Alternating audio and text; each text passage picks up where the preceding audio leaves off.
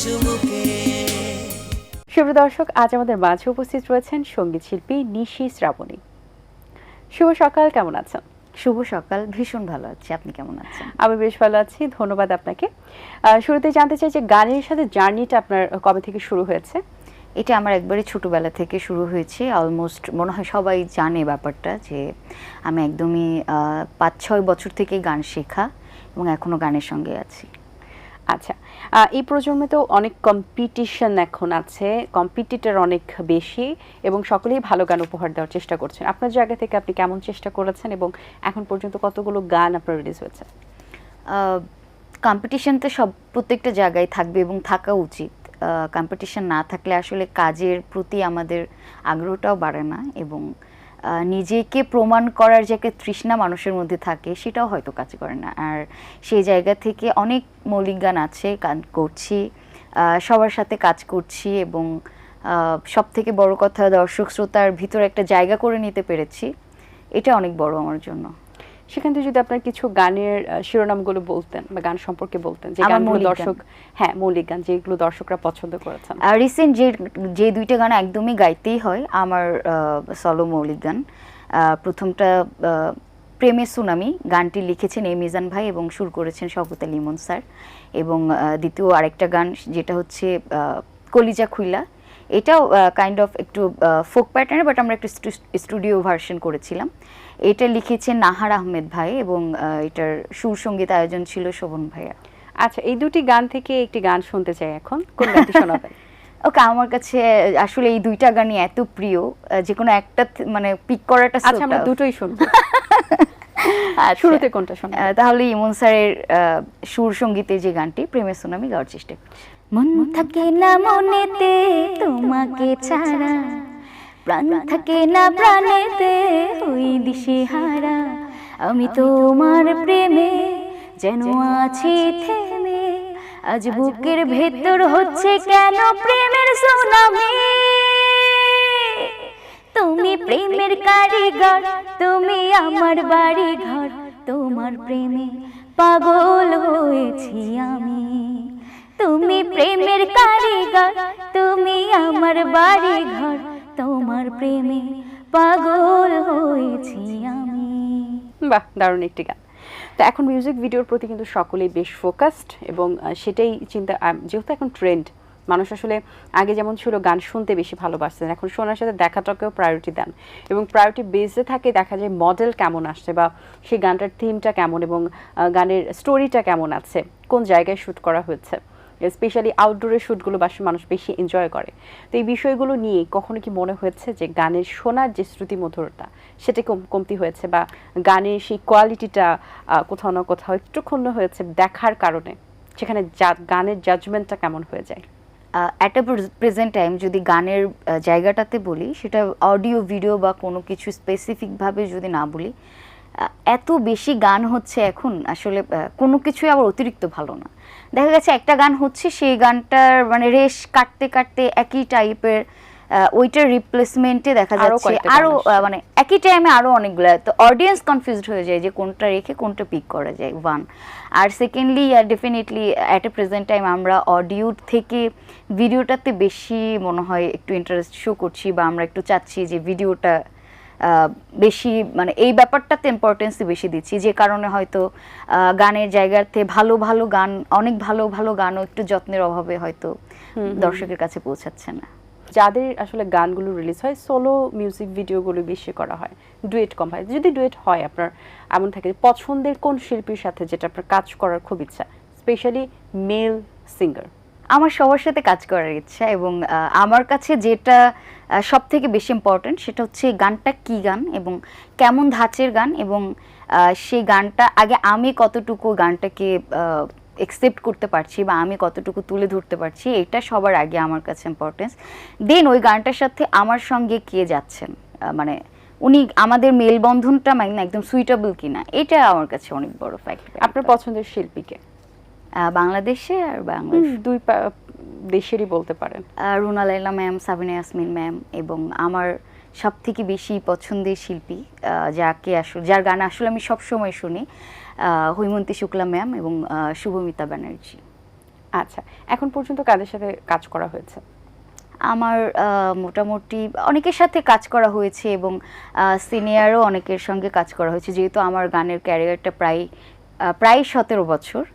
So দীর্ঘদিন। অনেক অনেক অনেক এক্সপিরিয়েন্স। এই যে নতুন, আমরা তো সকলেই চাই গানটাকে, যারা স্পেশালি গান যারা ভালোবাসেন এবং সাধনার জায়গা যারা, অনেকে হয়তো বা শখের বশে গান করেন, অনেকে একটা প্রফেশনে থাকেন, তার পাশাপাশি গানটাকে পছন্দ করেন, আমি দেখে ছিলাম। করেন। আচ্ছা, এখন আপনি ফুল টাইমই তো এই সেক্টরে মনোযোগ দিয়েছেন, মনোনিবেশ করেছেন, কখনো কি মনে হয়েছে যে আপনার ডিসিশনটা হয়তো বা রাইট না? আমি একটা গভর্নমেন্ট জব করতাম, ওখানে আমি মোর দ্যান 6 ইয়ার্স জব করেছি অ্যাজ অ্যান অ্যাকাউন্টেন্ট। সো আমি জবটাকে কিন্তু সুইচ করেছি গানের জন্য, এবং আমার এই জায়গা থেকে আসলে আমার মধ্যে রিপেন্টের কোনো জায়গা নেই যে আমি ভুল করেছি। এটা আসলে আমরা সবসময় একটু ডিপ্রেসড থাকি, এখন আমার কাছে মনে হয় যে ডিপ্রেশন আমাদের পার্ট অফ লাইফ হয়ে গেছে। সো ওই জায়গা থেকে যখন ভাবি যে আচ্ছা এটা না করে একটু মানে আমাদের এই রেগুলার লাইফে হয়তো যেতে পারতাম, তারপর যখন এত দর্শকের ভালোবাসা, সবার ইন্সপিরেশনের ব্যাপারটা মাথায় আসে, তখন মনে হয় না। আমরা কিন্তু একটা গান, দুটা গানের কথা শুনেছি, একটা গান শুনেছি আর একটা গান শোনা বাকি আছে, এই গানটা এবার শুনবো। আমার রিসেন্ট আরও একটি মৌলিক গান কলিজা খুইলা, অলরেডি বলেছি, গানটি লিখেছেন নাহার আহমেদ ভাই এবং সুর ও সঙ্গীত আয়োজন করেছে শোভন রয় ভাইয়া। চেষ্টা করছি। আমি মইরা যাইতে রাজি তোর পীড়িতের ফাঁসিতে, একটুখানি ডাকিস শুধু মিষ্টি ঠোঁটের হাসিতে। আমি মইরা যাইতে রাজি তোর পীড়িতের ফাঁসিতে, একটুখানি ডাকিস শুধু মিষ্টি ঠোঁটের হাসিতে। হাসবো ছুটে তোর কাছে পৃথিবীটা ভুলিয়া, বুক চিরিয়া দেব তোরে কলিজাটা খুলিয়া। গান তো ছোটবেলা থেকেই করা, পরবর্তীতে গান শেখা হয়েছে কোথায়? আমার শেখাটাই আসলে একাডেমি থেকে, একদম মানে যেদিন থেকে আমার ফ্যামিলির লোকজন মনে করলো যে আমাকে গান শেখাবে, আমি একাডেমিকভাবেই গান শিখেছি। এবং আমার 3 জন গানের টিচার, তার মধ্যে খুব রিসেন্টলি একজন মারা গেছেন, যিনি আমার একদম প্রথম টিচার ছিলেন, নিখিল চন্দ্র বিশ্বাস, এবং ওনার ভাই অখিল চন্দ্র বিশ্বাস এবং বন্ধু নন্দলাল বিশ্বাস। 3 জনই আমাকে গানের তালিম দিয়েছেন এবং ডিফারেন্ট সেক্টরের গান শিখিয়েছেন। আমি চেষ্টা করেছি সেই গানগুলোকে ধারণ করার। তো গানের চর্চার যে ব্যাপার, এখন তো প্রতিদিন সঙ্গীত শিল্পীদের চর্চার মধ্যে থাকতে হয়, গান গাইতে গাইতে চর্চা করা হয় না, স্পেশালি হারমোনিয়াম নিয়ে বসা হয়? আমার ব্যাপারটাতে যদি বলি যে মানে এই হারমোনিয়াম নিয়ে বসে গান শেখাটা ছোটবেলায় খুব মানে বিরক্ত লাগতো, যে দেখা যায় মানে স্যার যখন গান শেখাতে আসতো, বেসিক্যালি মানে ইভিনিং আওয়ারটা বা বিকালের সময়টা তো আমরা আসলে ছোটবেলায় যে খেলাধুলা করে বড় হয়েছি, তো ওই টাইমটাতে দেখা যেত যে স্যার আসতো গান শেখাতে। তো ছোটবেলা থেকেই গান মানে শেখা বা হারমোনিয়ামে রেওয়াজ করার ব্যাপারটাতে আমি খুব ফাঁকিবাজ ছিলাম। এখন আস্তে আস্তে এই জায়গাটা একটু মানে এটা ডিপ্লোম্যাটিক্যালি একটু মেনটেন করছি। সেটা দেখা যায় যখন আমরা অনেক প্রোগ্রাম করি বা গানের মধ্যেই থাকি, সো স্পেসিফিকভাবে আসলে রেয়াজটা এখন করা হয় না। যদিও বলবো না এটা খুব ভালো গুণ, এটা ডেফিনেটলি ব্যাড। তারপরেও যখন অনেক বেশি রেকর্ডিং থাকে তখন একটু গ্রুমিং ডেফিনেটলি করি। আচ্ছা, এবারে আপনার পছন্দের সঙ্গীত শিল্পীর একটা গান শুনতে চাই। ওকে, তাহলে হৈমন্তী শুক্লা ম্যামের একটা লাইন গাওয়ার চেষ্টা করছি। ওকে। ঠিকানা না রেখে ভালোই করেছো বন্ধু, ঠিকানা না রেখে ভালোই করেছো বন্ধু, না আসার কোনো কারণ সাজাতে হবে না তোমায়, বানানো কাহিনী শোনাতে হবে না, কথা দিয়ে না রাখা, ঠিকানা না রেখে ভালোই করেছো বন্ধু। বাহ, দারুণ দারুণ। Thank you. নিজেকে আগামী 10-15 বছর পরে, বা যখন বয়স হয়ে যাবে একটু, এখন তো তরুণ প্রজন্ম হিসেবে কাজ করছেন, তখন কোন জায়গায় দেখতে চাইবেন? 10-15 বছর, আমার তো মনে হয় আগামী 40 বছরেও আমি ওই আচ্ছা সাপোজ 40, 50, 60 ধরলাম, যখন আপনি বুড়ো হবেন একটা সময় তো আমরা বুড়ো হবই, মনের বয়স যত কমই হোক কমতে থাকবে, কিন্তু বয়সটা তো আসলে আটকানো যাবে না। তখন নিজের এই যে অবস্থানটা কোন জায়গায় দেখতে চাইবেন, তখন যে মনের কোন জায়গাতে মনে যেন না হয় যে আমার এই রিগ্রেটটা থেকে গেল, এই কাজগুলো করবেন না?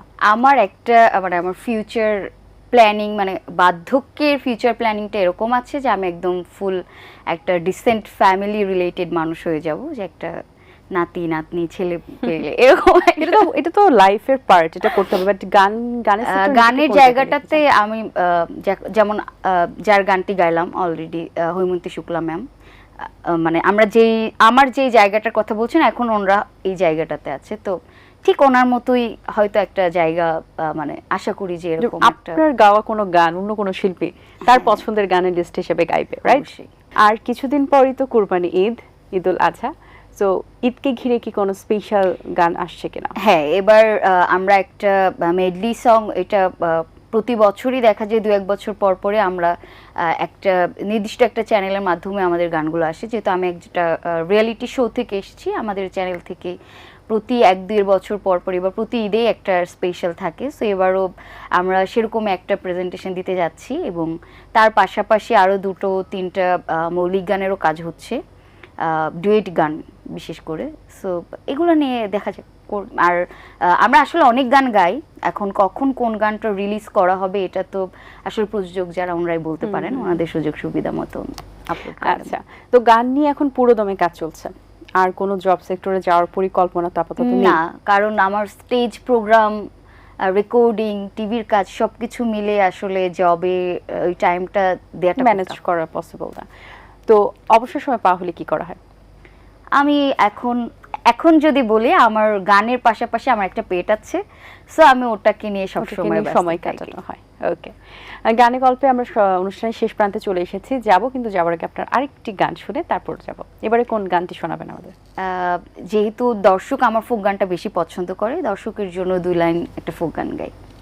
বাউল সম্রাট শাহ আব্দুল করিম, যিনি আমাদের বাংলা লোকগানের ভান্ডারকে সমৃদ্ধ করেছেন, ওনার একটা বহুল জনপ্রিয় গান গাওয়ার চেষ্টা করি। পীড়িত করে যেজন জানে সেজন পীড়িতের কি বেদনা করে, যেজন জানে সেজন পীড়িতের কি বেদনা।